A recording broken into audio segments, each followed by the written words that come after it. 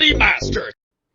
Hi everyone, Sneemaster here with a brief review of the Crusader Hercules Starlifter transport ships. The Hercules Starlifter series is made up of 3 different variants, the C2, M2, and A2. There are a few features in common with all variants. They can all transport ground vehicles and cargo. They all have 2 size 3 shields, 1 size 2 radar, and 1 size 2 computer. They all have 2 size 2 hydrogen fuel tanks, 1 size 3 quantum drive, and 2 size 2 quantum fuel tanks. Where they vary is their cargo, crew quarters, and weapons. All variants have VTOL engines to improve flight over planets with decent gravity. Internal components are all easily accessible, and all have kitchens as well as beds, but the room layouts change between variants. You have front and rear ramps that open up, plus an elevator that reaches from the ground to the cargo and crew levels. All variants have a combat speed of 135 meters a second, and a max speed of 963 meters a second. Now we come to the variations between the variants. The C2 is the plain cargo transport variant.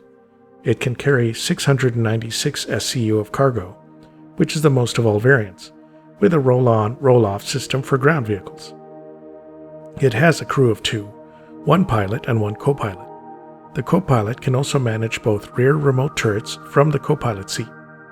The C2 has 2 beds, 4 storage racks, and 2 escape pods with some basic furnishings, like desks and bathrooms. It has 2 size 5 weapon hardpoints with size 4 gimbaled guns. It also has 2 rear remote turrets with 2 size 4 weapons each, 1 above and 1 below. The ship goes for $400 in time-limited sales, or in-game for 5 million UEC at Area 18 or Orison. Default equipment is civilian class. The C2 is designed for just carrying a lot of cargo or vehicles in less dangerous space and with a tiny crew.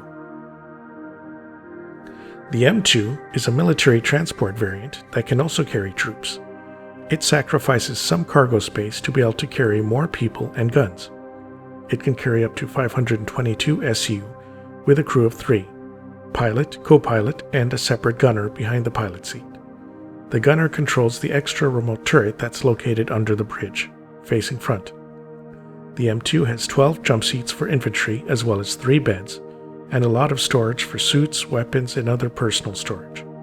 It also has 8 escape pods.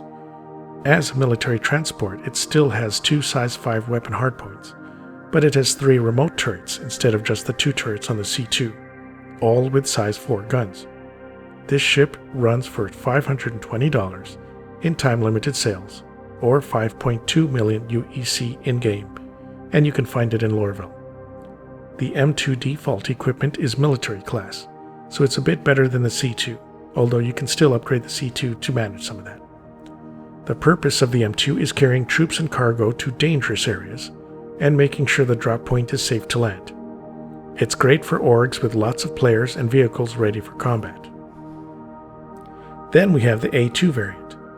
The A2 is the most expensive variant as it is a transport gunship.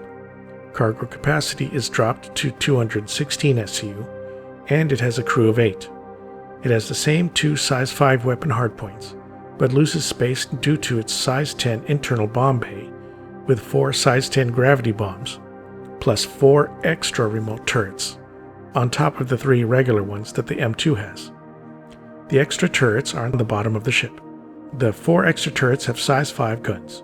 Shields and armor seem to be the same as the other variants, but you have so many more weapons for destruction.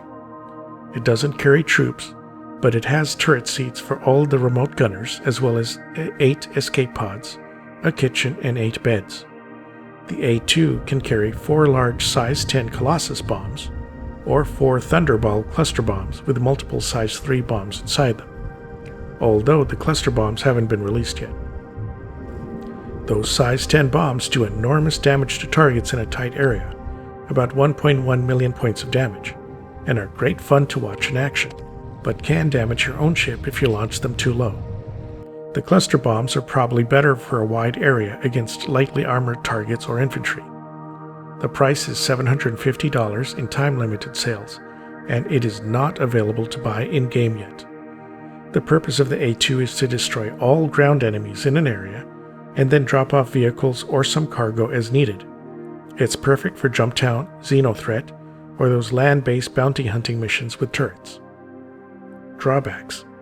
The Hercules ships do have some drawbacks. The ships are not cheap and they are very large.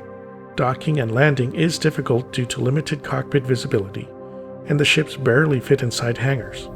You can't hide these ships, and they are large targets for fighters.